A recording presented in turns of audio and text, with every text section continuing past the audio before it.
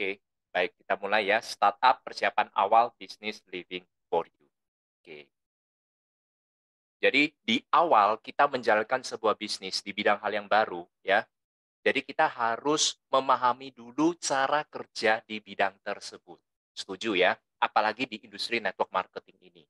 Yang saya ingin samakan dulu kepada teman-teman semuanya ya. Tidak ada jalan pintas untuk menuju sebuah kesuksesan. Ini kita harus samakan persepsi dulu.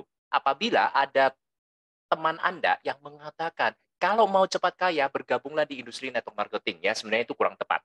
Ya, jadi tidak ada jalan pintas menuju kesuksesan, semua membutuhkan proses. Ya, maka dari itu kita sama-sama ya, kita akan samakan persepsi dulu, ya. Kita akan melihat apa yang disebut dengan pola sukses. Ya, ini penting sekali karena kalau frekuensinya itu tidak sama, ya, nanti teman-teman memiliki paradigma yang berbeda. Cara kerja pun tidak akan sama, ya. Untuk menjadi gagal itu memiliki sebuah pola, ya. Begitu juga menjadi sukses, itu membutuhkan sebuah pola. Nah, hari ini kita akan sama-sama untuk membahas tentang pola sukses. Kenapa? Karena tidak ada orang yang ingin gagal, setuju ya? Nah, kembali lagi, sukses membutuhkan proses. Jadi tidak ada yang instan, ya. Apabila ditanyakan rata-rata siapa yang ingin sukses, semua akan angkat tangan. Tetapi siapa yang ingin siap melawani proses, nah itu menjadi sebuah tantangan. Ya. Proses membutuhkan usaha, waktu, dan siap untuk terus belajar. Ini kuncinya. Ya. Tidak ada yang instan, tidak yang enak-enak yang begitu jadi, semua membutuhkan usaha, mengeluarkan waktu, dan siap belajar. Ini kuncinya. Tidak ada orang yang tidak bisa, hanya ada orang yang tidak mau belajar. Percaya kepada saya, teman-teman semuanya, hari ini Anda merasa bisnis ini masih terlalu asing untuk Anda masih awal atau baru di industri ini, ya, Anda merasa Anda tidak bisa presentasi, Anda tidak bisa ini, Anda tidak bisa itu, ya, nggak masalah. Semua orang berawal dari belajar, ya. Jadi nggak ada orang yang nggak bisa sebenarnya di dunia ini. Kita mau apapun, yang penting Anda mau belajar. Seperti kita dilahirkan pertama kali, ya, sebagai saat bayi ya, kita hanya bisa menangis, ya, tungker apa nama istilahnya tengkurap aja nggak bisa. Bayi saat kita berproses, kita pun belajar kan, belajar bagaimana caranya kita bisa menopang diri, akhirnya bisa duduk, kita bisa berdiri, ya, bisa berlari, akhirnya bisa lompat, bisa ya intinya berproses lah. Ya, pada saat kita kecil, kita tahu bahwa kita perlu perjuangan. Ya, jadi itu kita harus lakukan kembali pada saat kita membangun sebuah bisnis baru. Ya, kalau misalkan saat kita kecil, bayi berdiri, jatuh, nangis, bayi berdiri, jatuh, nangis, akhirnya putus asa. Ah, sakit, saya nggak mau belajar berdiri. Akhirnya banyak orang nggak bisa berjalan kan artinya. Ya, waktu kecil kita pun sudah melewati. Ya, tentunya saat kita membangun bisnis baru, ya saya selalu mengatakan kita harus punya mindset ya seperti seorang bayi lagi. Ya, siap untuk belajar apapun itu. Kegagalan adalah proses menuju kesuksesan. Jadi Anda tidak perlu takut untuk menghadapi sebuah kegagalan apabila Anda ingin sukses. Itu kuncinya. Tidak ada orang sukses yang tidak pernah menghadapi atau mengalami kegagalan. Ya, yang membedakan antara ya orang sukses dan orang gagal akan berhenti pada saat dia menemukan atau mendapatkan sebuah tantangan dan hambatan. Itu yang disebut dengan gagal.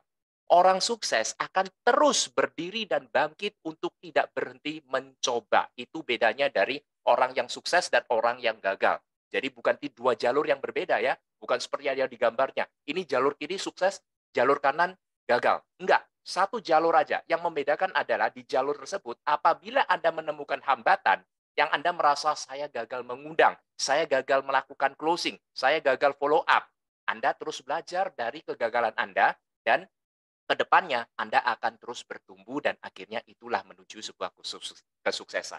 Ya, jadi nggak ada orang yang sukses tanpa mengalami kegagalan. Ya, semua orang bisa sukses asal mau terus belajar dan tidak berhenti mencoba. Ini kuncinya ya. Jadi semua orang ya nggak ada yang nggak bisa sukses sebenarnya. Yang penting apa? Siap belajar. Ya, seperti hari ini kita sama-sama kosongkan gelas, kita belajar dari awal. Dan yang paling penting Anda harus lakukan dan terus mencoba. Ya, ini adalah pola sukses. Kita samakan dulu ya persepsi kita apabila Anda ingin sukses, ini yang harus Anda lakukan dulu. Oke. Nah, berikutnya kita akan masuk lagi Ya, business networking adalah cara paling cepat untuk menjadi kaya. Ya, tadi saya sudah mengatakan bahwa ini kurang tepat. Yang benar adalah bisnis network marketing adalah cara sederhana untuk menjadi kaya, yes.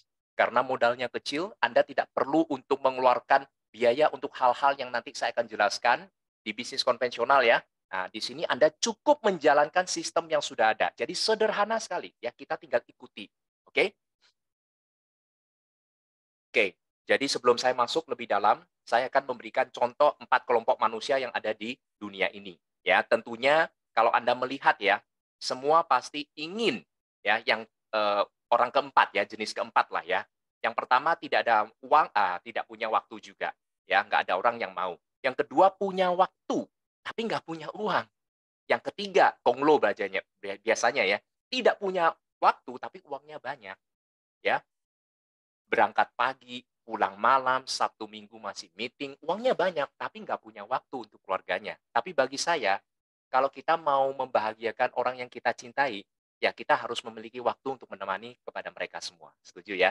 Jadi tujuan dari membangun bisnis network marketing adalah menjadi orang kelompok keempat, memiliki waktu dan juga uang. Ya, itu yang kita sebut sebagai freedom.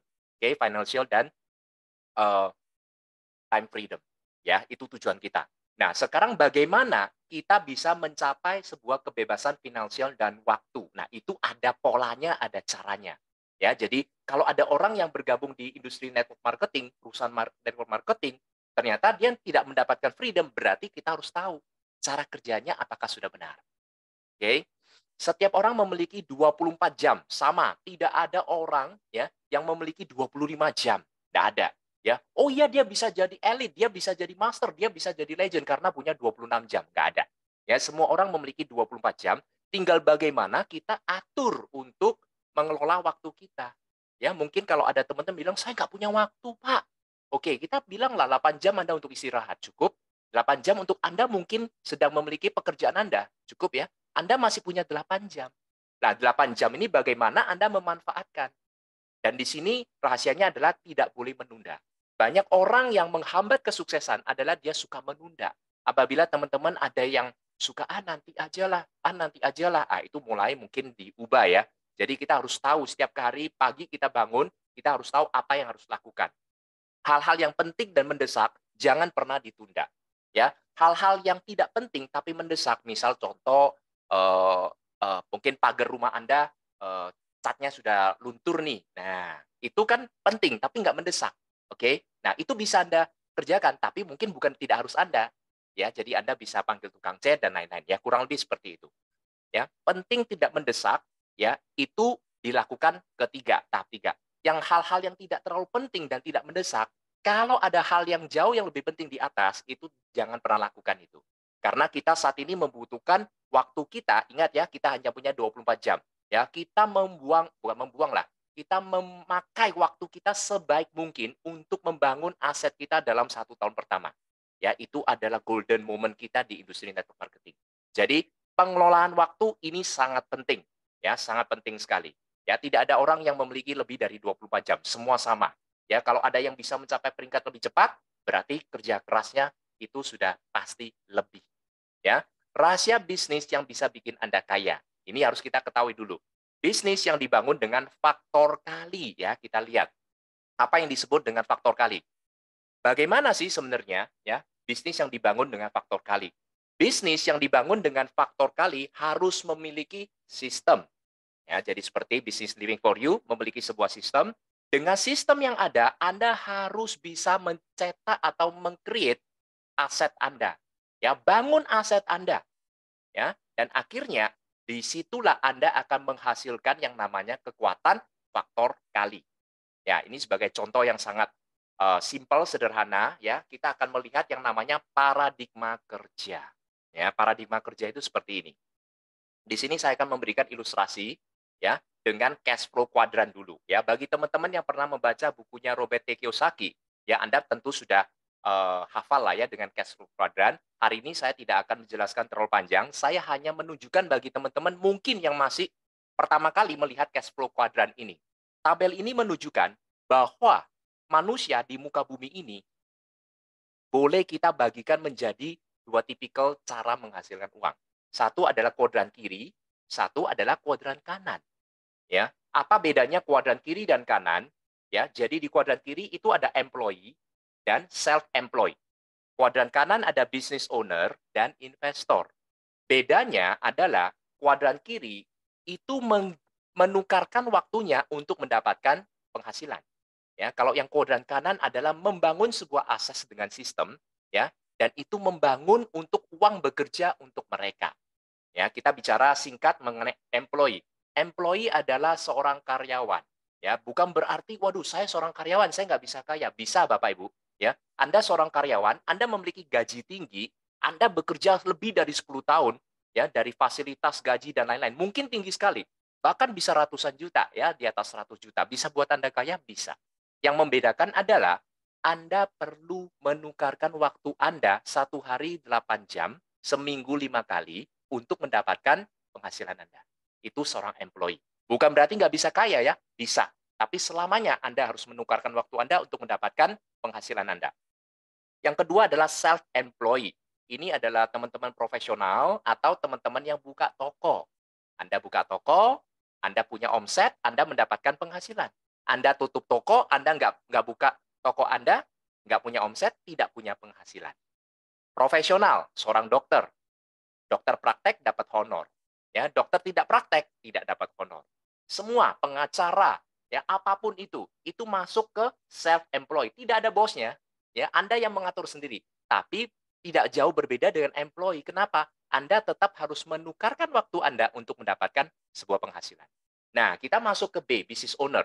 Nah, untuk business living for you ini masuk kategori B, business owner ya. Itu sudah masuk ke kuadran kanan di mana kita membangun sebuah sistem dan menghasilkan namanya passive income. Ya, jadi membangun bisnis yang autopilot namanya. Nah, bagaimana caranya? Yang paling sederhana adalah buka cabang atau kita lebih dikenal dengan franchise lah ya. Banyak teman-teman melihat brand-brand besar yang besar sekali ya, yang tersebar hampir global di seluruh dunia ya seperti McD, Starbucks, ya KFC dan lain-lain. Mereka adalah business owner. Mereka menjual sistem ya, dan sistem itu menghasilkan faktor kali. Itu kekuatannya. Dan untuk business living for you kita sebut sebagai personal franchise. Kenapa? Kita memiliki sistem tapi modal kita tidak sebesar ya bisnis franchise pada umumnya. Itu dulu. Ya, nanti kita akan lebih bahas mengenai business owner ya. Dan terakhir adalah investor. Kalau investor ini sudah levelnya teman-teman konglo lah ya, mungkin investasi di mungkin di saham, investasi di tanah, ya membangun ini, membangun itu asetnya sudah berjalan. Benar-benar tidur pun uang tetap menghasilkan untuk dirinya. Ya, nah banyak teman-teman sekarang sudah mengetahui ya bahwa kita itu ada di kuadran kanan, yaitu bagaimana kita membangun sebuah sistem agar uang bekerja untuk kita, bukan lagi kita bekerja untuk uang. Tetapi, walaupun kita ada di kuadran kanan, banyak orang yang masuk ke industri ini, mereka masih memiliki mindset di kuadran kiri. Itu yang bahaya. Kalau mindsetnya di kuadran kiri, cara kerjanya pun di kuadran kiri. Itulah yang membuat mereka tidak bisa menghasilkan namanya passive income. Ya, jadi itu kita harus pahami dulu bagaimana kita itu masuk ke kuadran kanan dan kita tahu pola kerja untuk di kuadran kanan. Ya, itu penting. Baik. Jadi kita di sini melihat paradigma ya dari cash flow quadrant lanjutannya. Ya, ini adalah paradigma umum bekerja untuk uang, untuk mengejar impian. Pada saat Anda tidak bekerja, penghasilan berhenti. Ya, paradigma sukses adalah sama-sama bekerja. Ya, nggak ada namanya orang tanpa kerja mendapatkan hasil. Tetapi di sini kita membangun aset. Kalau mau bangun aset harus ada apa? Sistem. Ya, jadi kita sudah ada sistem, kita bangun aset. Nah, definisi dari aset adalah saat Anda sudah tidak bekerja sekalipun, penghasilan akan tetap jalan. Bahkan itu kita sebut sebagai penghasilan passive income. Oke, ini paradigma kerja. Contoh paradigma sukses ya.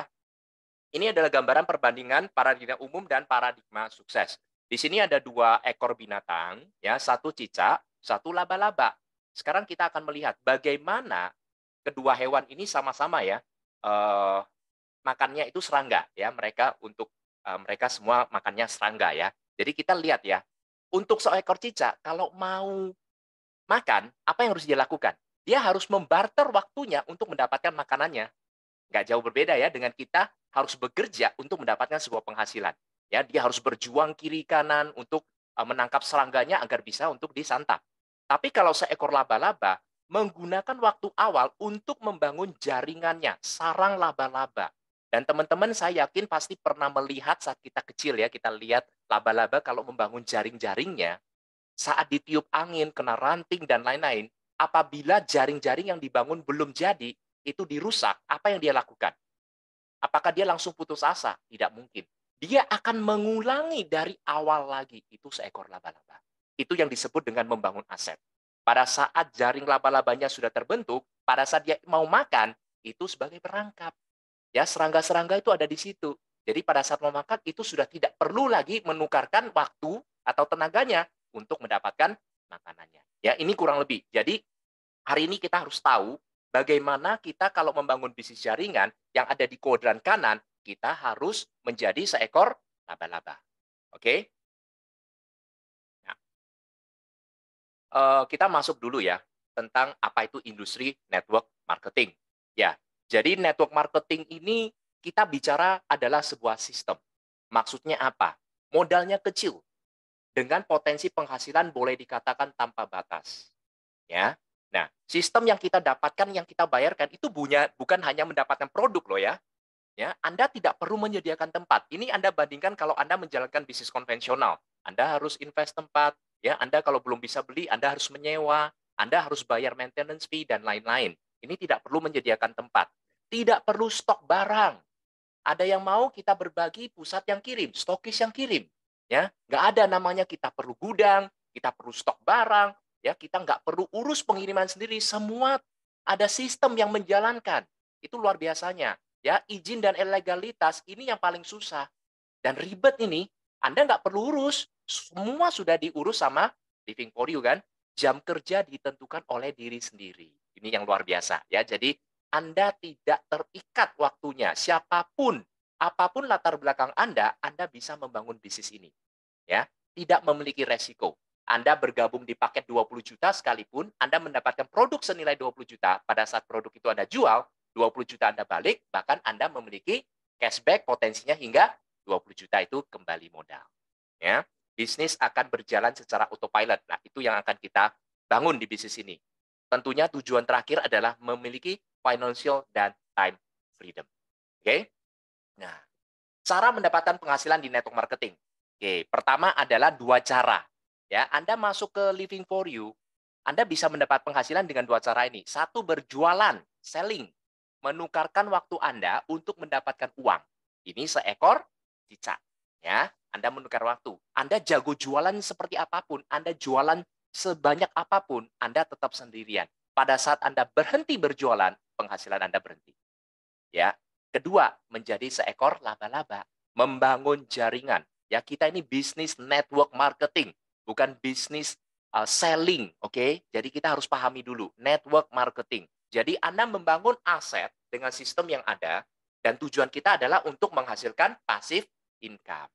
Nah, ada yang tanya, berarti kita nggak boleh jualan? Bukan tidak boleh, ya boleh, tapi jangan jualan sendiri. Itu dia. Ya, Anda ini buka cabang di sini. Kalau Anda cabangnya cuma satu, ya omset Anda ya itu-itu aja. Tidak mungkin bisa memiliki kekuatan faktor kali.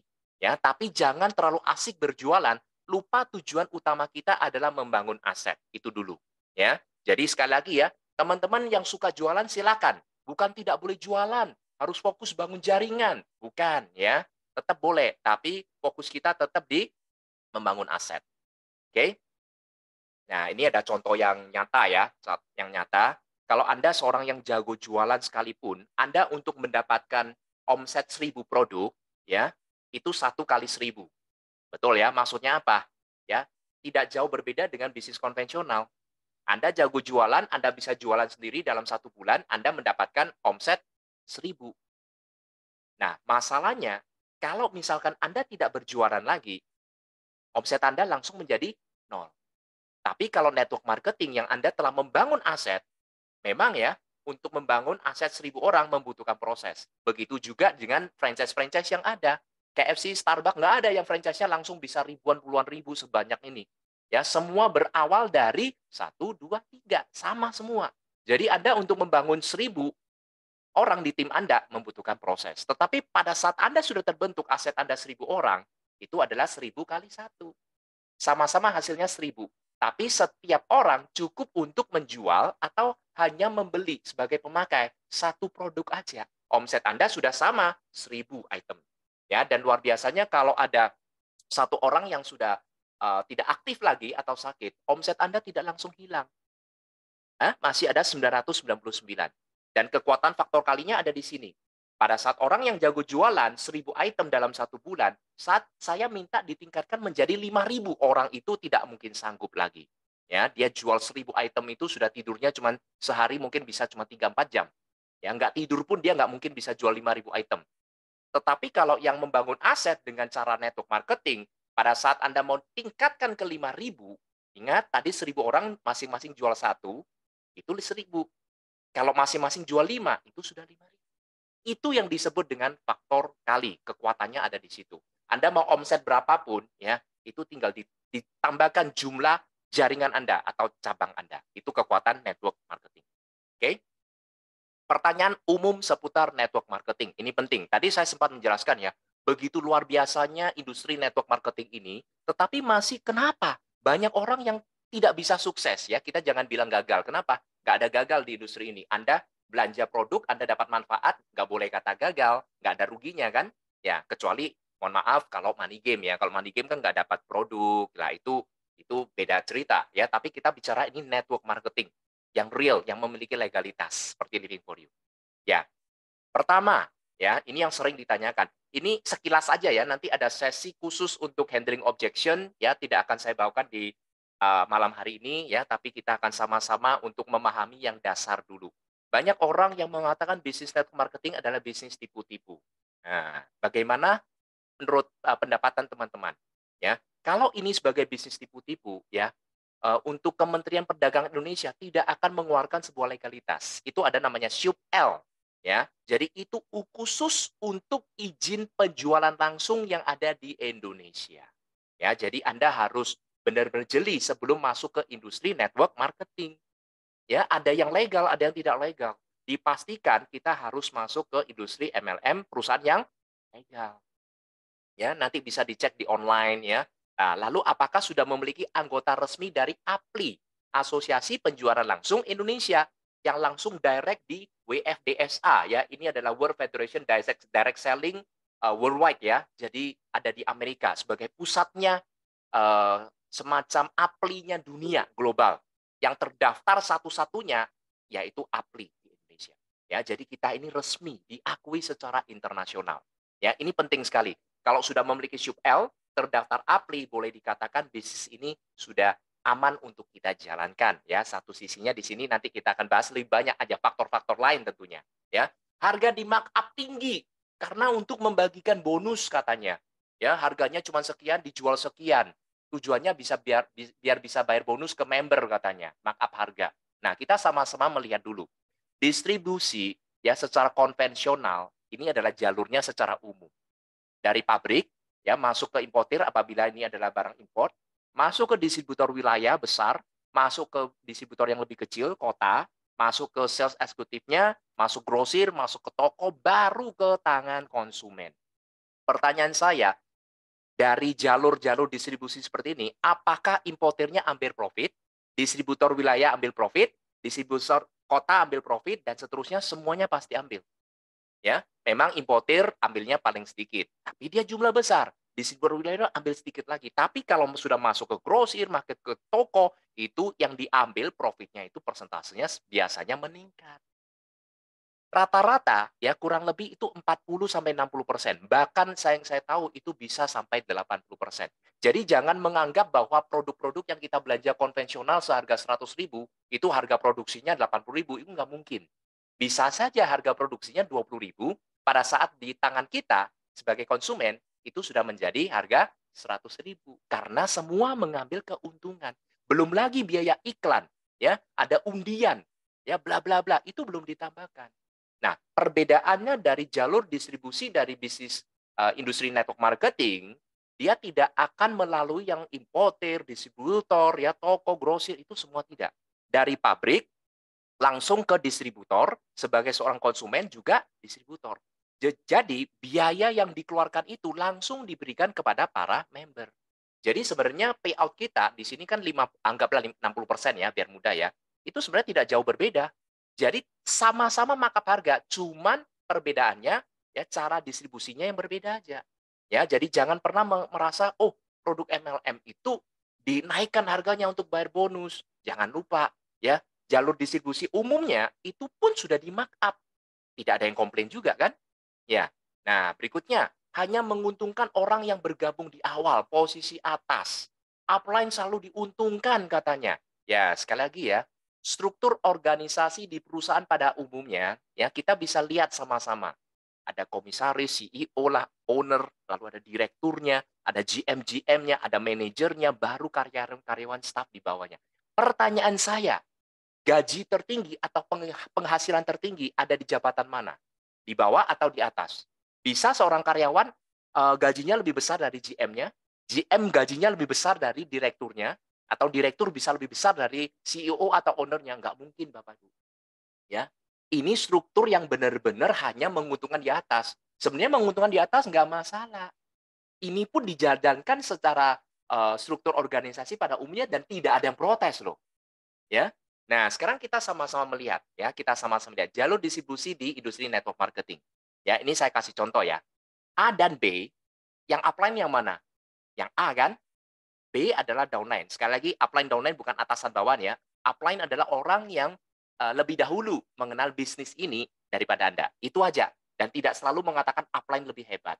Contoh di sini kita bisa lihat, kira-kira bonusnya, komisinya besaran si A atau si B. Ya, kita kan binary system. Kalau si B itu pairing-nya sudah 1, 2, 3, si A baru 1 kali pairing. Komisinya gede mana? Pasti gede si B. Downline kan? Sekarang pertanyaan saya, apabila si B ini sudah mendapatkan promo cruise, promo Malaysia, atau menjadi legend, apakah si A sudah pasti menjadi legend mendapatkan promo-promonya? Tidak loh. Ya, ini nyata sekali. Ini justru sangat fair. Siapa yang bekerja keras, mau dia posisinya di atas, di bawah, ya, banyak sekali yang sudah membuktikan bahwa downline memiliki penghasilan jauh lebih besar dibanding oleh dari upline-nya. Ya, peringkat-peringkatnya juga lebih tinggi. Jadi sekali lagi ya bisnis network marketing adalah sangat transparan. Siapa pekerja keras, dialah yang akan mendapat hasil lebih besar. Oke, kita masuk lagi mengenal network marketing yang lebih dalam. Nah, ini penting, ini penting. Apakah Anda memiliki pengalaman? Kalau ini ditanyakan, rata-rata orang akan menjawab tidak. Tapi banyak mendengar tentang industri ini, betul ya? Nah, ini pertanyaan yang menarik. Lebih banyak orang yang sukses atau yang tidak sukses di industri network marketing? Pasti Anda sepakat, lebih banyak yang tidak berhasil, yang tidak sukses. Nah, sekarang saya ingin memberikan sebuah pertanyaan, kenapa lebih banyak orang yang tidak sukses di industri network ini? Nah, sebelum saya memberi jawabannya, ya, saya akan bertanya dulu. Sebenarnya bisnis konvensional pun sama, ya. Kita sejak di bangku sekolah, juara 1, 2, 3 ya cuma 3 orang itu. Nggak mungkin ada juara satunya 5 orang, 10 orang, setuju ya? Sama pada saat orang buka kafe, orang buka depot, orang buka apapun itu, yang Anda lihat adalah orang yang sudah berhasil. Kafe-kafe yang sudah berhasil, yang cabangnya ada di mana-mana. Banyak kafe yang baru bangun dan belum terkenal, belum punya nama, itu sudah tutup. Jauh lebih banyak orang yang tidak berhasil juga sebenarnya di bisnis manapun. Yang berhasil ya itu-itu aja. Oke? Nah, tapi di industri network marketing, ini bisa kita hindari. Oke, jadi teman-teman ya, jadi ini bukan ingin mengajarkan ya, tapi ini berbagi lah ya, karena kita-kita yang sudah punya pengalaman yang lebih lebih lama ya, kita ingin teman-teman ini untuk memiliki sebuah masukan bagaimana agar apa? Agar Anda tidak perlu ya mengulangi langkah-langkah yang kurang benar ini agar memudahkan Anda untuk menuju sebuah kesuksesan. Ya, jadi banyak orang belajar dari orang yang sukses. Tapi caranya salah, hanya melihat apa yang dia dapatkan, apa yang telah dia raih, berapa penghasilannya. Sebenarnya kalau kita mau belajar dari orang sukses, belajar dari kegagalan-kegagalannya. Di situ Anda akan mempersingkat waktu Anda untuk menuju sebuah kesuksesan. Oke, kita mulai ya. Bisnis ini tidak ada bos tanpa jam kerja. Apa hubungannya, Pak? Ya, sekali lagi.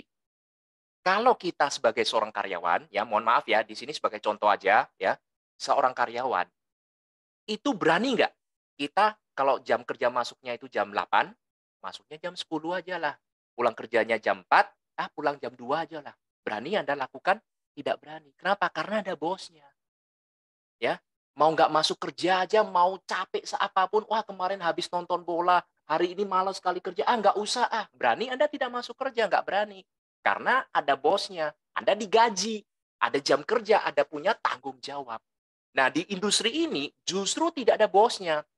Latar belakang apapun itu boleh bergabung di industri ini, ya, cukup berikan KTP, ya, membelanja produk sudah sebagai seorang distributor. Jadi Anda yang mengatur semuanya. Bahayanya apa? Ya kalau Anda tidak komitmen, ya bahaya. Coba Anda bayangin kalau Anda sedang bekerja beneran. Oke, saya bangun pagi, setiap hari jam 8 sampai jam 4, saya melakukan kewajiban saya sebagai distributor Living for You misalkan. Anda melakukan presentasi follow up, ya, Senin sampai sampai Jumat lah, anggap aja seperti Anda bekerja. Kira-kira bisnis Anda berkembang nggak? Sangat berkembang. Inilah yang membuat mindset kita berbeda. Karena nggak ada bosnya. Bebas ya, jadi tanpa jam kerja. Nah, kalau Anda ingin memiliki sebuah motivasi, pastikan Anda memiliki sebuah goal setting. Ya, bolehlah kita sebut sebagai impian, ya, sebuah sesuatu yang ingin Anda raih, apapun itu yang penting harus ada tujuan. Ya. Jadi bayangin kalau Anda sedang menggunakan aplikasi, Grab, aplikasi apapun lah, ya. Anda hanya tidak memasukkan, alamat tujuannya. Bisa berjalan? Tidak bisa. Anda naik sebuah kendaraan, mau itu motor, mau itu mobil, ada starter, Anda keluar dari rumah tanpa tujuan, ya terjadi sebuah, galian misalkan, Anda nggak tahu arahnya mau kemana.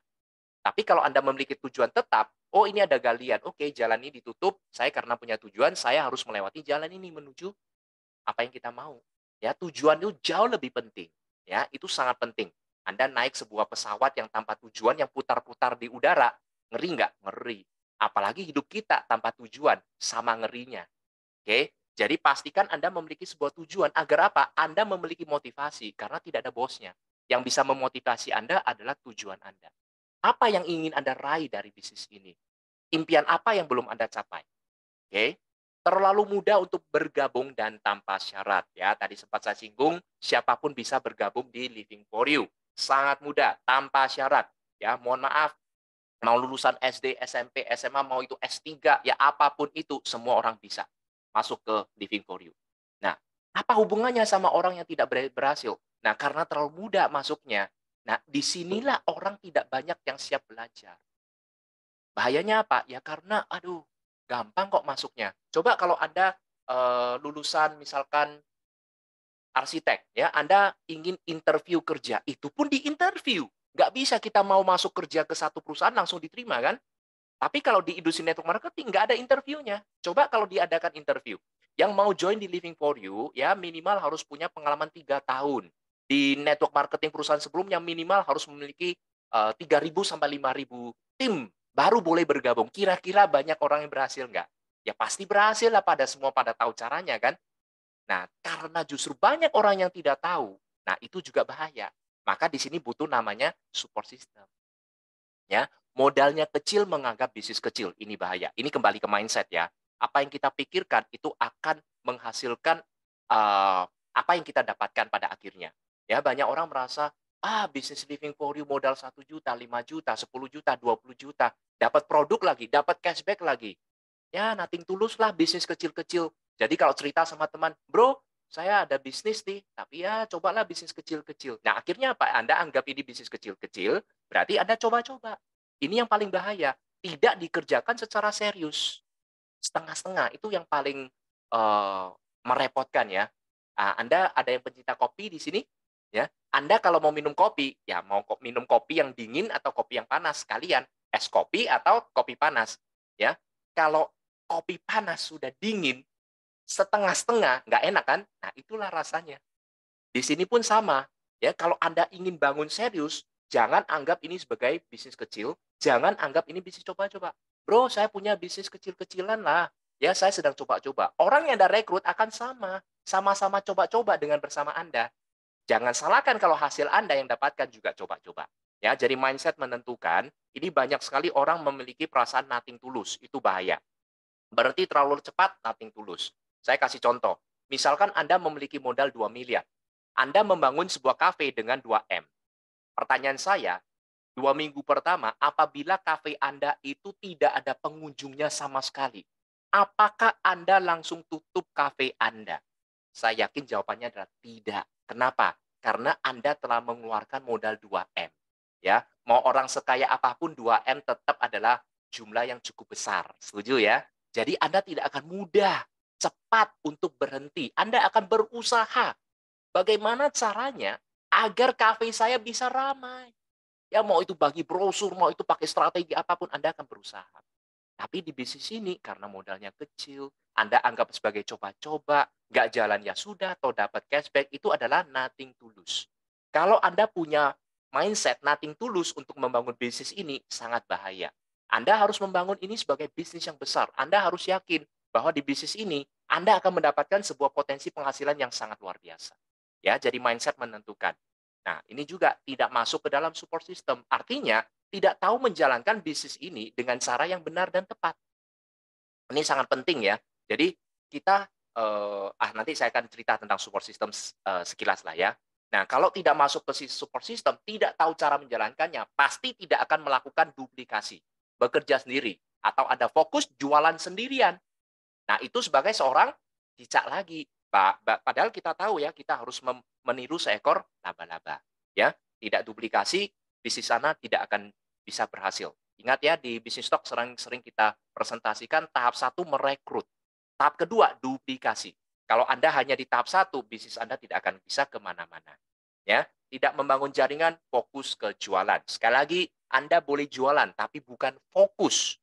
Ya, tetap ingat kita ini membangun sebuah aset. Kita ingin memiliki sebuah financial dan time freedom. Oke, itu menjadi beberapa ya, masih banyak sebenarnya. Ini adalah yang paling umum ya, tentunya yang harus kita perhatikan. Nah, biasanya kalau Anda sudah lakukan semuanya, yang membuat Anda tidak bisa berhasil karena Anda kurang komitmen, tidak konsisten dan tidak fokus. Ini adalah beberapa faktor membuat banyak orang yang tidak bisa berhasil di sebuah industri network marketing. Ya, kita harus bisa menghindari hal-hal seperti ini, terutama mindset, ya, pola pikir kita. Oke, kita masuk ke 4 hal yang paling penting sebelum Anda menjalankan bisnis network marketing. Sebelum loh ya, 4 hal, bukan 4 hal ya, ini saya ada 5 hal sebenarnya ya, tapi 4 hal ini utama. Kita sebut sebagai 4 pilar, oke. Nah, pertama ya, nah ini kita bangun 5 pilar ya, adalah company-nya ya.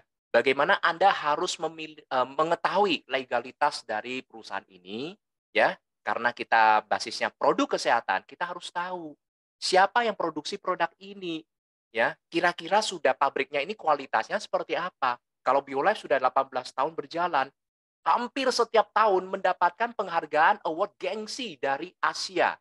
Ya, itu bukan perusahaan yang kecil.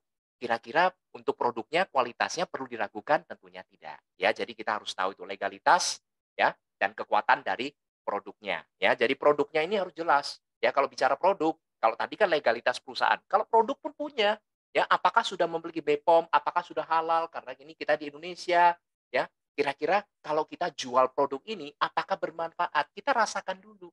Kalau memang bagus, itu juga akan membantu keyakinan kita pada saat menjalankan bisnis ini.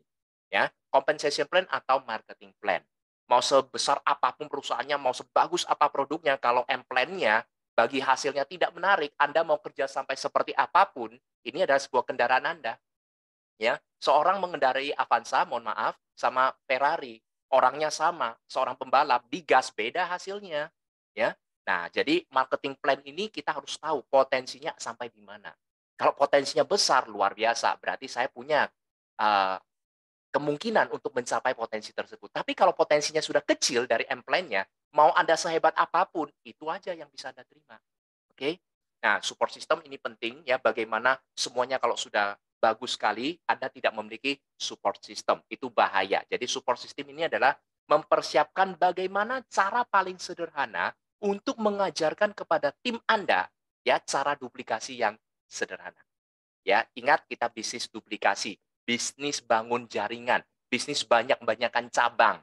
Ya, ini adalah yang kita sebut sebagai 4 pilar seperti mobil yang memiliki 4 roda ya. Jadi salah satu roda tidak ada pun ya, itu mobil tidak akan bisa jalan dengan sempurna, setuju ya? Nah, masih ada satu pilar adalah driver-nya. Nah, kalau kita bicara driver-nya itu kita bicara tentang tim tim Anda, ya. Perusahaan sudah bagus, produk sudah oke, plan-nya keren, support system sudah siap, Anda tidak bisa berhasil sendirian di bisnis ini, ya. Anda harus bekerja secara tim.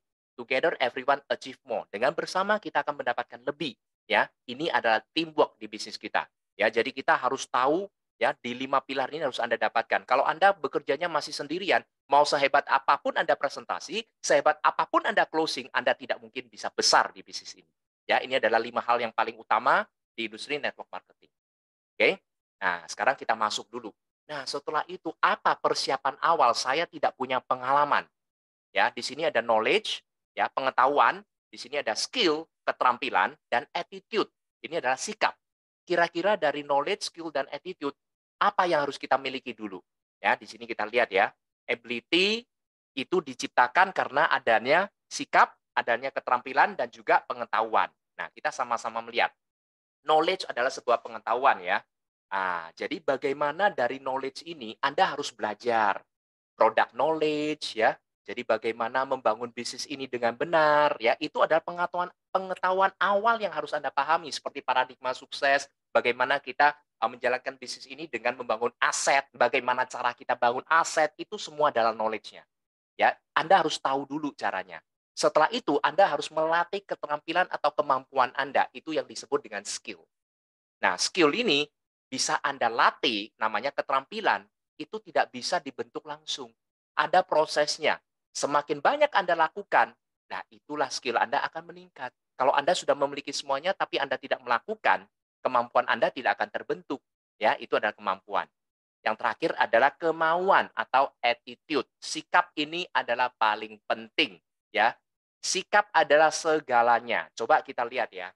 Yang hanya bisa dilihat ya, wow, si A, si B, si C, ya, dalam waktu promo 1 minggu achieve Malaysia, ya, apa namanya, promonya masih akhir tahun, sekarang masih 1 bulan, achieve apa namanya itu, cruise, kok bisa?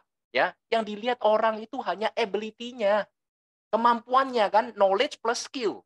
Dia memiliki kemampuan karena dia memiliki pengetahuan. Itu yang dilihat oleh rata-rata orang pada umumnya. Padahal ini adalah 10% aja. Ya, ini seperti, apa, batu batu apa ya istilahnya ya, eee, batu istilahnya apa ya, ice cube, bukan ice cube ya ini ya, iceberg. Jadi di lautan itu biasanya yang bisa kita lihat itu hanya yang ada di tampilan kita. Padahal banyak orang yang tidak tahu apa yang ada di dalam lautan itu. Ya, yang tidak terlihat itu apa? Attitude-nya, sikapnya 90%. Bagaimana dia memiliki mindset yang positif, bagaimana perjuangannya di awal, bagaimana dia mempersiapkan semua pembelajaran, ya itu semua berawal dari sikap. Ya, jadi kalau kita bilang yang terpenting adalah kembali ke attitude. Ya, jadi jangan mengatakan, "Waduh, saya tidak punya pengalaman, saya tidak punya pengetahuan, saya tidak memiliki keterampilan." Aman, semua itu bisa dilatih. Yang penting Anda memiliki sikap yang benar dulu. Ya, jadi Anda harus tahu ya, membangun bisnis ini tidak perlu kemampuan di awal. Yang penting Anda memiliki sebuah kemauan, memiliki sikap yang benar untuk belajar. Itu dulu. Oke?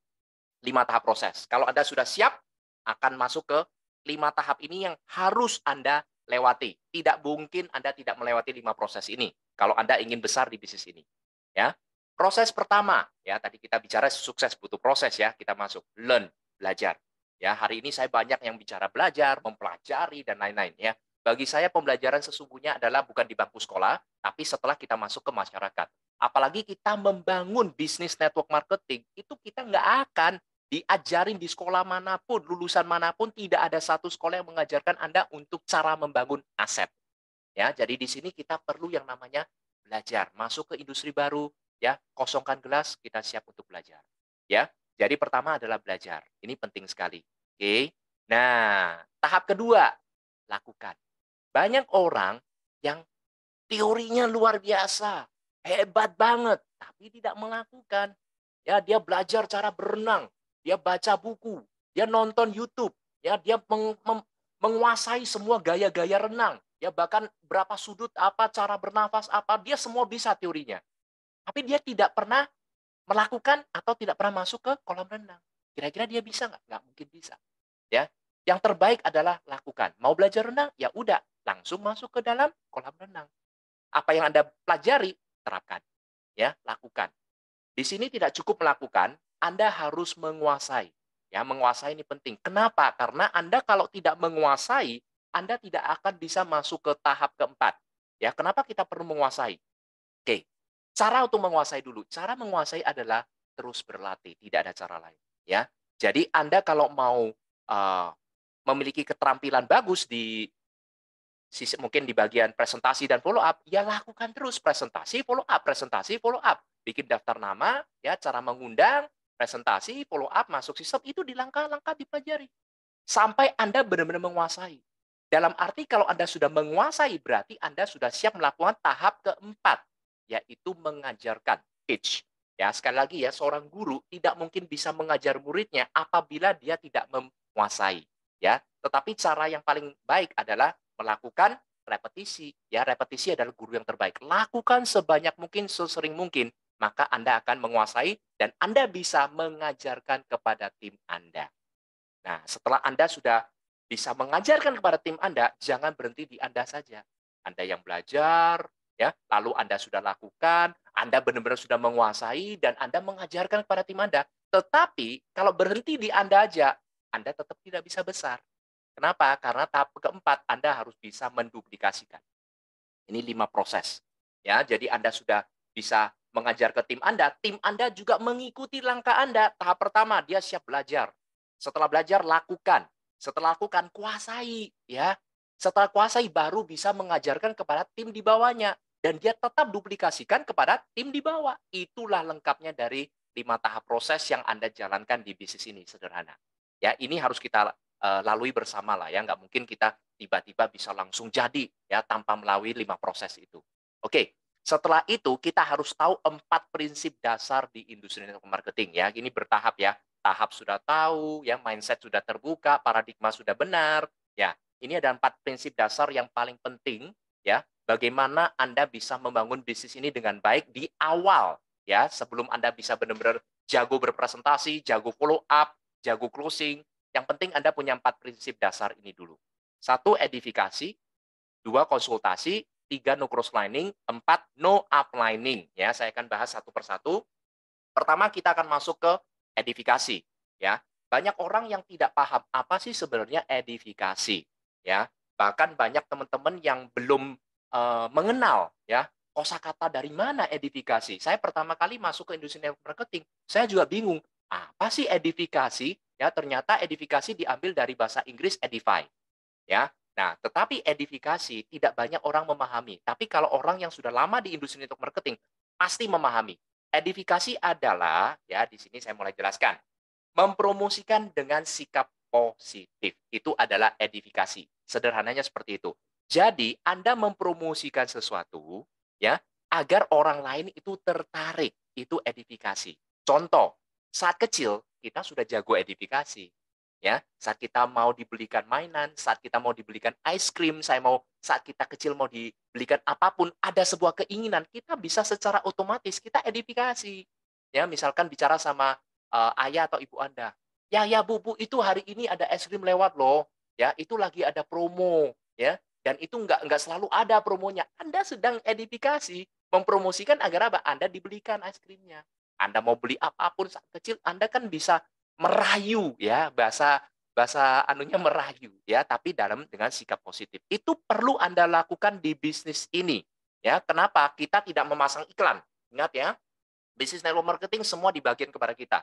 Jadi yang harus Anda edifikasi di sini adalah perusahaan, produk, marketing plan, support system, pertemuan, dan tim Anda.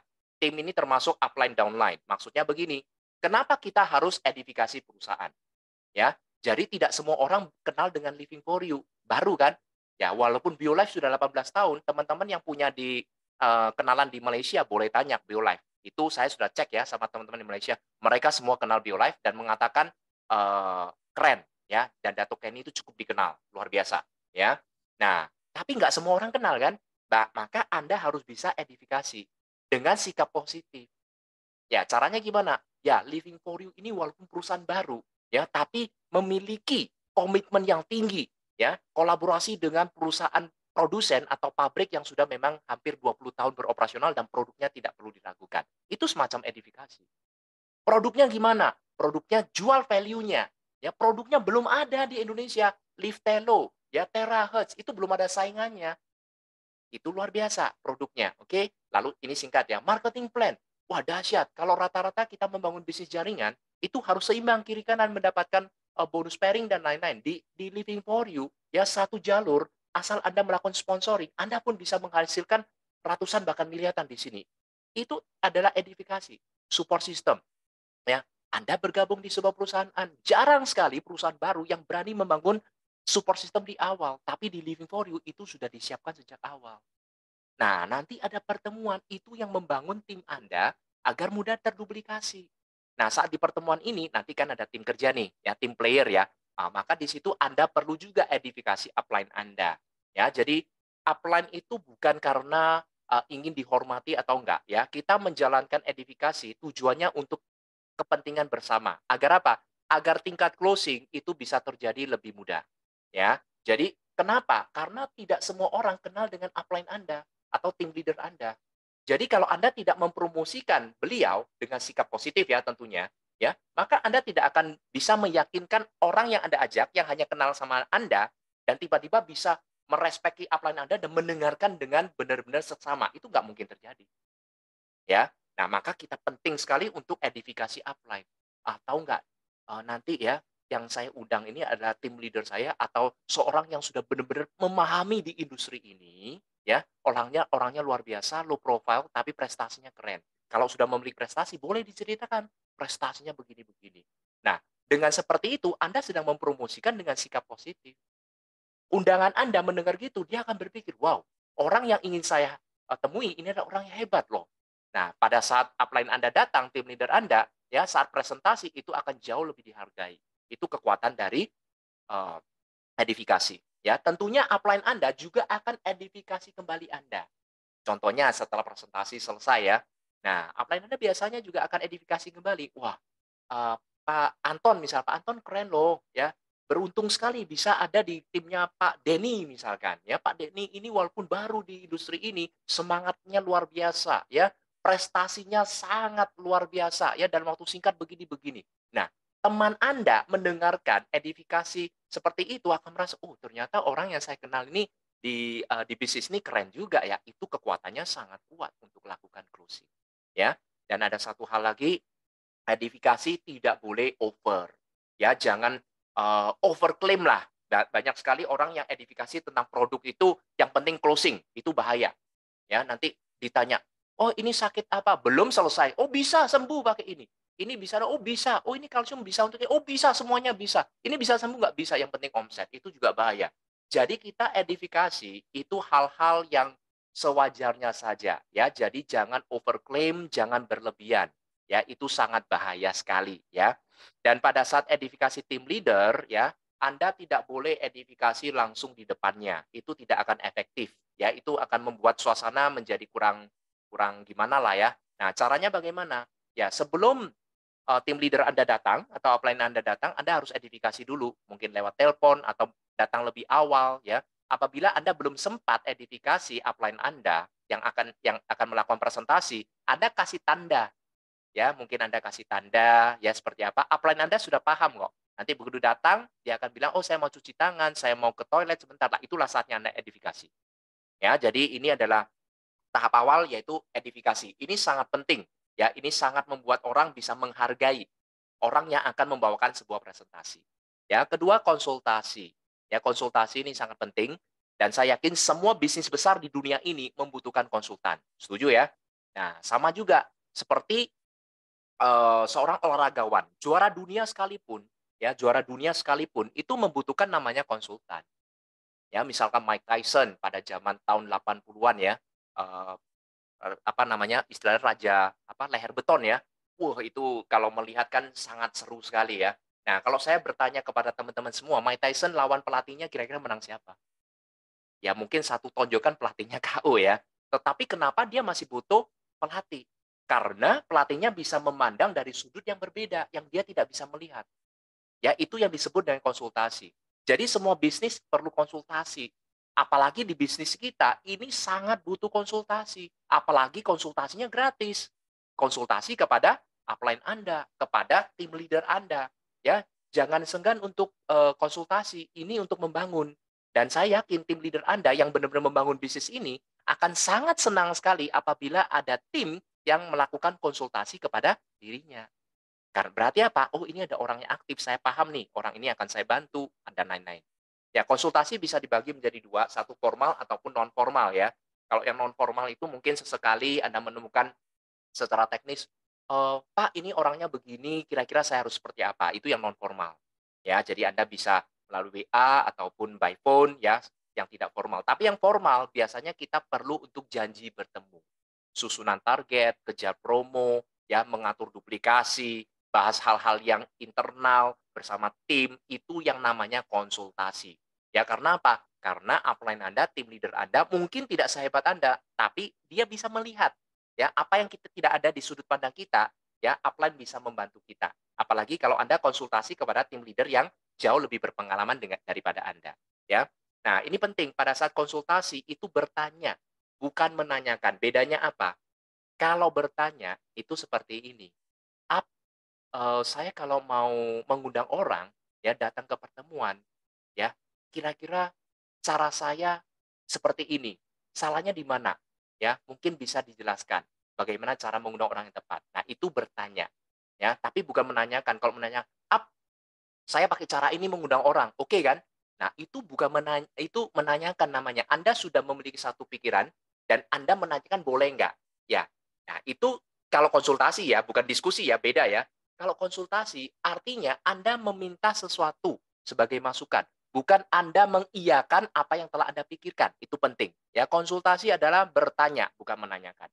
Berikutnya adalah konsultasi dan siap berproses. Bukan banyak protes. Banyak orang itu, saya sudah konsultasi berjam-jam. Isinya sama upline-nya, sama tim leader-nya, isinya komplain semua. Ya, itu bukan konsultasi.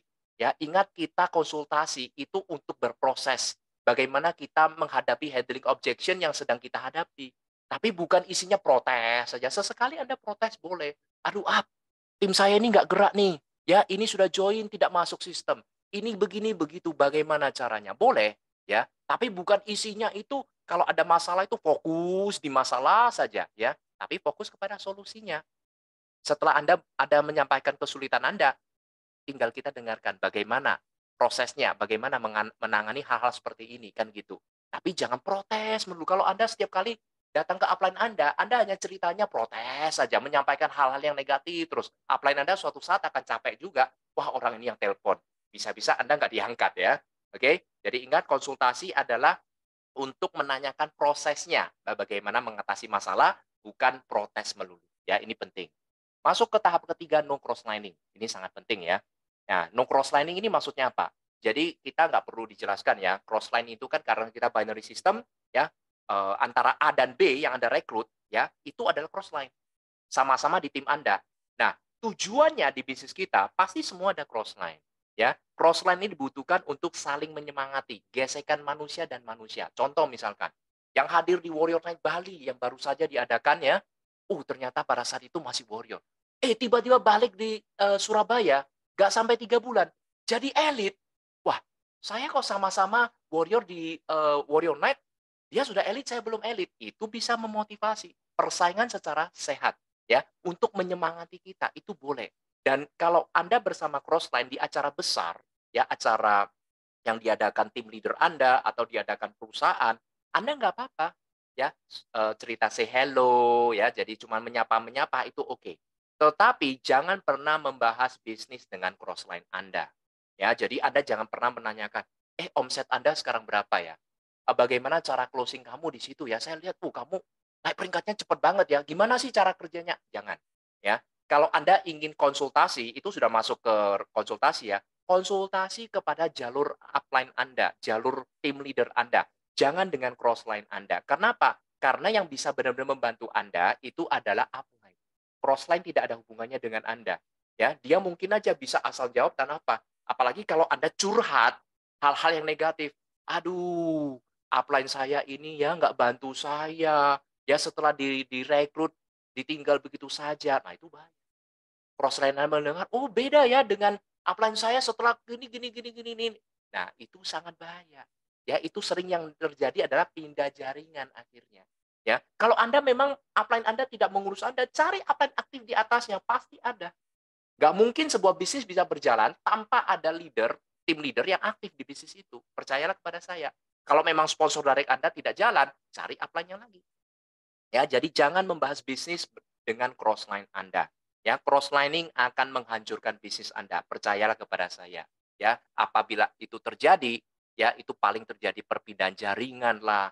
Nanti jaringan ini berpindah ke situ lah, ini dibuka titik baru di sini dan di situlah. Nah, itu akan menghancurkan. Dan dampak negatif dari crosslining itu tidak langsung ya, Bapak Ibu ya, teman-teman ya. Jadi ini kita harus jaga. Sebisa mungkin kalau ada crossline bertanya Anda hal-hal yang seperti yang tadi saya contohkan, Anda bisa jawab seperti ini. "Oh, ya Pak, ya Anda mungkin ada baiknya untuk ditanyakan ke berapa siapa sebagai upline atau tim leader Anda. Karena takutnya kalau saya salah jawab, selesai itu saja. Tapi kalau hanya bertemu say hello, ya menyapa di acara, saling motivasi, oh keren ya sudah mencapai peringkat ini dan itu luar biasa, selamat ya sudah mencapai ini dan itu reward ini, ah, itu boleh. Ya, jadi crosslining memiliki Eee, gesekan agar kita bisa bersaing secara sehat, tapi jangan pernah membahas bisnis bersama crossline. Oke, masuk ke yang keempat, ini prinsip yang sangat penting, no uplining. Ya, jadi sekali lagi, upline Anda bukan atasan Anda. Upline Anda akan membantu Anda, yes. Tapi ingat, upline ya, bahasa kasarnya ya, upline bukan pembantu Anda. Ya, sekali lagi, upline siap membantu, tapi upline bukan pembantu Anda. Jadi Anda juga harus menghargai upline Anda. Jangan salah gunakan upline Anda. Maksudnya begini, ya. Jadi banyak orang ya, kalau upline-nya sudah berhasil, berprestasi, ketahuan berjalan lah bonusnya gede ya. Nanti kalau meeting bersama upline-nya, table talk bersama upline-nya, waduh, ya, saat itu pesannya ngawur, ya. Ini contoh nyata, ya. Nanti biasanya kalau sendirian ya di table talk pesannya air mineral, ya. Tapi kalau ada upline-nya, wah pesannya macam-macam ya, sambil makan, berpesta dan lain-lain. Sekali lagi, upline Anda juga ada perjuangan, kita hargai sesamanya. Ya, bukan berarti upline Anda sudah berhasil, ya, dan Anda bisa memanfaatkan upline Anda. Upline Anda bukan tujuannya untuk gitu-gitu ya. Ini kita bicara mindset. Kenapa? Suatu saat Anda berhasil, downline Anda perbuat hal yang sama kepada Anda pun juga akan bisa jengkel. Ya berbeda kalau upline Anda yang mengundang Anda untuk makan, untuk sama-sama misalkan ada occasion apa gitu, itu nggak apa-apa. Tapi bukan setiap kali, ingat ya. Jadi jangan salah gunakan upline. Ya, apalagi yang mengatakan, "Oh, up ini ada leader bagus nih, ya. Ini nomor HP-nya, WA-nya, up bantu ya prospek ya." Nah, itu salah gunakan. Ingat, tugasnya untuk mengundang itu diri Anda. Orang yang diundang mau di presentasi upline Anda, itu pun perlu diedifikasi. Apalagi Anda suruh upline Anda yang tidak kenal undangan Anda untuk membuka ucapan, omongan untuk mengundang, itu mustahil. Jangan salah gunakan. Ya, upline Anda sejago apapun, ya dia tidak akan punya kekuatan untuk mengundang. Karena yang bisa mengundang ini adalah bisnis manusia, kepercayaan adalah dari diri Anda. Yang benar adalah Anda belajar cara mengundang dan Anda mengundang. Pada saat Anda menemukan masalah atau sesuatu ya saat mengundang, Anda boleh konsultasi kepada upline Anda. Itu yang benar. Ya, saya sering melihat ya, dikasih data nomornya, "Up ini tolong prospek." Setelah prospek di presentasi, di table talk, tiba-tiba, "Up ini nomornya, tolong di-follow up." Sekali lagi, tugas follow up bukan upline Anda. Tugas follow up tetap kembali ke diri kita.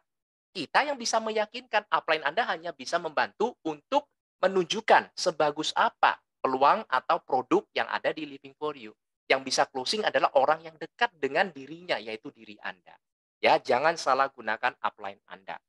Jangan katakan hal negatif terhadap upline Anda. Misal nih, ya suatu table talk, acara pertemuan, tiba-tiba upline Anda telat, terlambat, ya lalu di depannya calon prospek Anda mau, up, kita sudah tunggu 10 menit loh, kok terlambat? Nah, itu nggak boleh. Ya, atau, up, gini-gini. Jadi jangan mengatakan hal-hal yang negatif. Ingat, justru kebalikannya. Kita harus edifikasi, mengatakan hal-hal yang positif. terhadap upline kita. Sekali lagi, upline bukan gila hormat. Ini tujuan kebaikan bersama agar tingkat closing kita di lapangan itu menjadi lebih tinggi. Ya, pastikan jangan pernah hal-hal negatif yang muncul ya tentang upline Anda, apalagi di depan calon prospek Anda. Itu sangat fatal ya. Lupakan closing kalau seperti itu. Anda saja tidak menghargai, apalagi teman Anda, kan begitu. Ya. Jangan ikut campur atas jaringan upline Anda. Itu namanya no uplining. Banyak orang seperti ini. Pada saat table talk ya, Anda mengundang 5 orang, lalu upline Anda juga ada mengundang 6 orang misalkan ya. Lalu sama-sama presentasi, laku follow up dan lain-lain. Tiba-tiba Anda maju ke upline Anda, "Up, itu, yang undang siapa?" Upline Anda jawab, "Oh, saya." "Oh, nanti kalau join taruh di tim saya ya, taruh di bawah saya ya." Nah, itu sering terjadi ya.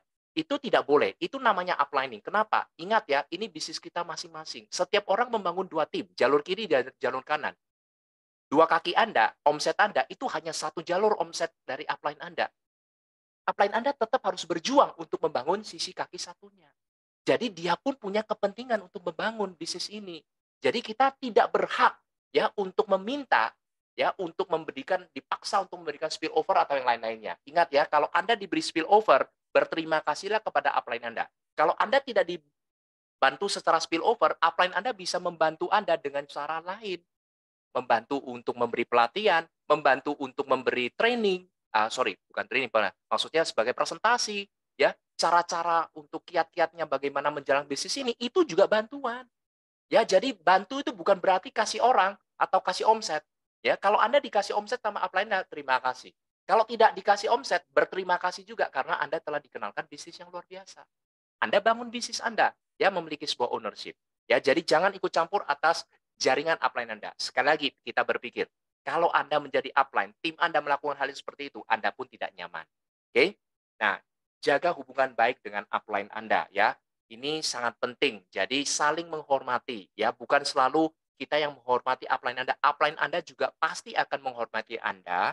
Ya, kita bekerja sama secara teamwork ya, dan jangan ada yang biasa merusak hubungan itu adalah hutang piutang. Ya, ini harus dihindari. Antara upline dan downline jangan pernah ada pinjam uang ya, apa dan apa. Kalau memang Anda butuh, Anda cerita ke upline Anda dan upline Anda merasa tidak keberatan untuk membantu Anda, menurut saya upline Anda membantu sebisanya aja. Ya, seikhlasnya saja. Itu bukan hutang. Setelah dipinjamkan ya sudah. Ya, kalau kalau ada hitungan perhitungan hutang piutang, khawatirnya pada saat pertemuan, saat terjadinya acara besar, wah, Anda melihat upline-nya, oh saya masih hutang sekian. Ya, Anda menghindari upline Anda, kenapa? Takut ditagih. Mungkin aja nggak ditagih, tapi Anda takut. Akhirnya hubungannya menjadi jauh. Anda mau minta bantuan, Anda juga sungkan akhirnya. Ya, jadi sebisa mungkin jaga hubungan, ini bisnis masing-masing. Ya, ada masalah boleh diskusi, ya, tapi sebisa mungkin jangan dikaitkan dengan uang. Ya, itu untuk menjaga hubungan yang terbaik. Ya, dan tentunya setiap hari, seminggu 3 kali, Anda harus konsultasi kepada upline Anda. Ya, jadi itu ada no uplining. Oke, kita masuk ke tahap akhir ya, yaitu 6 sikap penting sebagai penutup. Ya, 6 sikap penting ini adalah apa? Anda sudah mendapatkan semuanya, ya. Ada 6 sikap ini yang paling penting. Pertama adalah pola pikir, mindset. Ya, bagaimana mindset ini adalah sebagai awal kesuksesan Anda. Kenapa saya sebut sebagai awal? Kalau Anda memiliki mindset, ini adalah bisnis besar, ini bisa membuat kita sukses mendapatkan passive income, maka itu menjadi pola pikir yang benar. Kalau Anda sudah memiliki pola pikir yang positif, tentunya ucapan Anda menjadi positif. Ucapan akan diikuti oleh tindakan yang positif ya.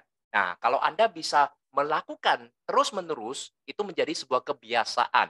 Nah, kebiasaan itulah membentuk sebuah karakter. Ya, karakter Anda akan menjadi karakter yang positif. Tentunya hasilnya akan sesuai dengan kita inginkan. Ya, hasilnya adalah hal-hal yang baik tentunya. Ya, jadi semua mulai dari mindset. Jadi sikap ini penting sekali. Ya, sikap harus mulai dari positif. Hal-hal yang negatif jangan dipikirkan dulu. Anda pikir ini bisnis tidak bisa jalan, akhirnya tidak jalan dan Anda katakan, ya kan tidak jalan. Karena apa? Dari mindset awal Anda. Kedua adalah confidence atau keyakinan. Kalau Anda belum yakin, Anda tidak akan bisa berhasil di bisnis ini.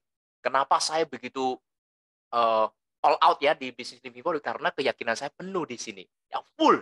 Saya tidak ada keraguan sama sekali bersama Living for You. Saya sudah tahu apa yang kira-kira bisa saya dapatkan ke depan harinya. Jadi keyakinan ini harus yakin terhadap perusahaan, yakin terhadap produknya, yakin terhadap plan-nya, yakin terhadap support sistemnya, dan yakin terhadap tim Anda. Itu semua butuh yakin. Kalau Anda tidak mempunyai keyakinan, pada saat Anda presentasi, pada saat Anda sharing, berbagi, Anda tidak memiliki aura meyakinkan orang lain karena Anda tidak yakin. Jadi keyakinan ini jauh lebih penting daripada Anda jago presentasi, tapi keyakinan Anda tidak ada. Ya, jadi diceritain gini dikit aja, "Oh iya ya produk kita apakah betul begitu ya? Oh iya ya ini, bisnisnya, ini cashback-nya bener dah gini." Ah, itu nggak ada keyakinan. Susah ya kalau kita belum yakin, kita susah sekali untuk meyakinkan orang lain. Ya, komitmen. Ya, jadi komitmen ini adalah, sesuatu yang menurut saya, ya ini adalah awal dari sebuah kesuksesan. Dan komitmen ini bukan untuk diucapkan, tapi harus dilakukan. Ini yang disebut dengan komitmen. Ya. Jadi komitmen ini adalah awal kesuksesan. Kalau Anda ingin sukses di bisnis ini, Anda harus memiliki sebuah komitmen yang tinggi. Ya, ini adalah kunci awal menuju sebuah kesuksesan. Nah, ini penting, prosesnya ada Anda harus disiplin. Kalau Anda tidak disiplin, ya, mungkin Anda, saya akan komitmen, ya, seminggu 3 kali saya tidak akan bolos ikuti Zoom, saya akan mengundang orang sebanyaknya dan akan saya duplikasikan. Ya, setelah 1 minggu, 2 minggu Anda undang, mungkin orang Anda tidak hadir, ya, Anda sudah mulai, aduh, ya, tidak disiplin lagi. Hari ini undangan saya nggak hadir, saya nggak usah ikut deh. Besok aja. Oh, ternyata Jumat juga nggak hadir, saya nggak ikut deh. Itu tidak memiliki sebuah kedisiplinan. Ya, ya, konsistensi. Nah, konsistensi juga penting. Ya, kalau komitmen ini ada awal dari sebuah kesuksesan, konsistensi ini adalah kunci kesuksesannya. Ya, kalau Anda bisa berkomitmen, lakukan dengan disiplin, keyakinan penuh, dengan pikiran positif, dan Anda lakukan secara konsisten, yakinlah kepada saya, ya, 6 sampai 1 tahun Anda akan mendapatkan sesuatu yang tidak didapatkan oleh orang lain. Ya, konsistensi ini adalah kuncinya. Ya, banyak orang tidak bisa berhasil karena tidak konsisten. Oke? Dan terpenting adalah fokus. Ya, bagaimana kita ini membangun satu bisnis, ya banyak orang yang mengatakan saya di industri network marketing sudah 30 tahun, ya, tetapi dia tidak pernah fokus. Percayalah kepada saya, tidak ada satu perusahaan yang bisa membuat dia berhasil, ya. Seperti Anda pernah tahu mungkin ya, "Oh, Anda, oh, MLM ini, oh, tahu perusahaan ini, tahu tahu." Semua dia pegang. Itu tidak akan bisa besar. Ya, itu bukan multi level marketing, tapi itu adalah marketing multi level. Ya, mau produk apapun dia punya, ya marketingnya itu. Ya, itu berbeda, nggak akan bisa fokus, nggak akan bisa berhasil. Ya, seperti kita ingin membidik sesuatu, mau itu dari anak panah ataupun tembak, ya kita harus membidik dengan mata satu kita pejam kan? Agar apa? Agar target kita terlihat jelas. Itu yang disebut dengan fokus. Jadi kalau Anda ingin bangun bisnis di Living for You, fokus membangun satu bisnis dulu. Ya, jangan melihat, oh itu ada yang baru, itu ada tawaran baru, itu ada, coba kiri, coba kanan, saya sudah dapat uh, pengertian tentang bisnis, oh saya ambil yang ini, nggak bisa ya. Kalau Anda ingin tetap fokus di bisnis ini, ya lakukan apa yang telah Anda mulai. Itu karena Anda harus fokus terus untuk membangun bisnis ini. Kalau Anda tidak fokus, percayalah, Anda masuk ke berapapun perusahaan MLM, Anda tidak akan bisa berhasil. Ya. Nah, ini adalah 4 tipe manusia. Nah, ternyata masih ada ya. Ini supaya penutup ya. Tadi kita sempat bicara mengenai skill dan will. Kemampuan dan kemauan ya. Lebih penting mana? Ya, kalau kita lihat ya, yang warna kuning ini adalah orang yang memiliki kemampuan tapi tidak memiliki kemauan. Ini bahaya. Orang seperti ini nggak bisa sukses. Apalagi orang yang warna merah sudah tidak memiliki kemampuan, tidak mau, tidak ada keinginan, tidak ada kemauan juga. Ini lupakan sukses. Ya. Nah, di sini masih mending tidak memiliki kemampuan tapi punya kemauan untuk belajar. Ini masih bisa sukses. Apalagi teman-teman yang sudah memiliki kemampuan dan memiliki sebuah kemauan. Ini sudah pasti calon legend kita ini. Ya. Nah, sekarang kembali lagi di sini rahasia sukses ya, kembali ke kemauan dan kemampuan. Orang sukses mau melakukan apa yang orang kebanyakan tidak mau. Ya, ingat ya, orang sukses mau melakukan, mau. Kuncinya di mau. Oke. Maka orang sukses bisa melakukan apa yang orang lain tidak bisa. Ini kuncinya. Jadi orang sukses itu bukan apa-apa. Karena dia mau, maka dia bisa. Orang yang tidak mau, maka dia tidak bisa.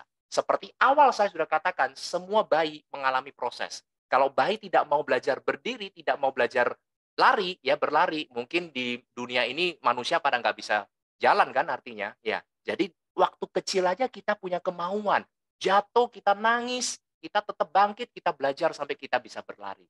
Kenapa kalau pada saat kita sudah dewasa malah kita melupakan ya proses yang kita telah lewati. Ingat kita semua dilahirkan sebagai seorang pemenang. Oke? Jadi mungkin itu saja dari materi saya untuk malam hari ini sebagai startup. Semoga bisa bermanfaat ya. Untuk berikutnya mungkin kita akan masuk ke sesi tanya jawab dan saya akan menjelaskan sedikit tentang promo yang yang ada ini ya dengan beberapa pembagian cashback.